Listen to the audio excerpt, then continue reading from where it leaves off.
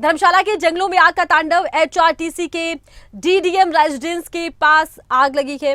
जलकर राख हुआ है जंगल। आग पर काबू पाया गया है। धर्मशाला में दूसरी ओर आग की घटना। तापमान ज्यादा होने के चलते आग लग रही है। तो जंगलों में आग की घटनाएं लगातार देखने को मिल रही है और जंगलों में आग की इस घटनाओं से देखिए तापमान में और ज्यादा वृद्धि हो गई है। पहले से गर्मी बहुत ज्यादा पड़ रही है और गर्मी के इस मौसम में आग बहुत तेजी से फैलती भी है और जिस तरह से जंगलों में आग की घटनाएं सामने आ रही है ये चिंता का विषय है। हालांकि आग बुझाने का तुरंत इंतजाम किया गया है लेकिन लगातार आग की घटनाओं ने चिंताएं बढ़ा दी है। और ज्यादा जानकारी के लिए खबरें अभी तक के संवाददाता मनोज जीमान हमारे साथ जुड़ चुके हैं। जी मनोज, लगातार जंगलों में आग की घटनाएं देखने को मिल रही हैं, क्या कुछ जानकारी? की चिंताएं बढ़ी हुई है। दूसरी तरफ जो है हिमाचल प्रदेश के कई जिलों में जो है वो आग का तांडव देखने को मिल रहा है। कई ऐसे जंगल हैं जो जिनमें आग धधक रही है। आज ऐसे ही दो मंजर देखने को मिले। एक पहले शहीद स्मारक में अचानक से आग लग गई जिसको बुझाने में कड़ी मशक्कत करनी पड़ी। वहां भी जो शहीद स्मारक का स्टाफ था उन्होंने और नगर निगम के कर्मचारी ने मिलकर के उस आग पर काबू पाया। बाद में फायर ब्रिगेड पहुंची, फिर आग पर काबू जो है वो पूरी तरह पाया गया। उसके बाद जो डीडीएम है एचआरटीसी के, उनके रेजिडेंट के पास भी जंगल में आग लग गई।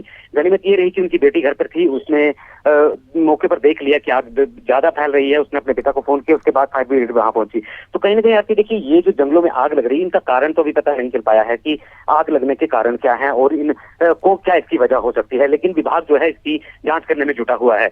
वहीं दूसरी ओर जो है ये जितनी जंगल चल रहे हैं उसकी गर्माहट हीट वेव में जो है वो परिवर्तित हो रही है और तापमान लगातार बढ़ रहा है।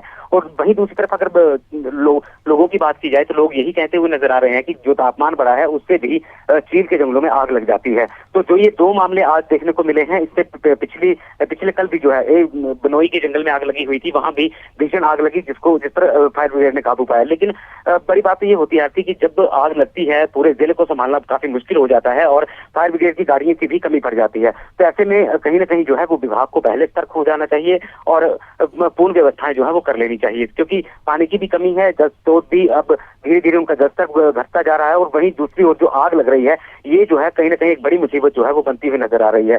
तो अब देखना ये होगा कि क्या वाकई में विभाग जो है इस पर कोई नया कदम उठाएगा, क्योंकि इस साल ही नहीं हर साल जो है इसी तरह जंगल जो है वो धधकते हैं, जलते हैं और नुकसान हजारों करोड़ों का जो है वो वन विभाग को होता है। तो क्या देखा जाएगा आरती की वाकई में विभाग ने इस पर कोई नकेल कसी है या नकेल कसने का कोई प्रावधान निकाला जाएगा या फिर बाड़बंदी की जाएगी, किस तरह से आग की घटनाओं को रोकेंगे, ये तो आने वाला वक्त ही बता पाएगा आरती।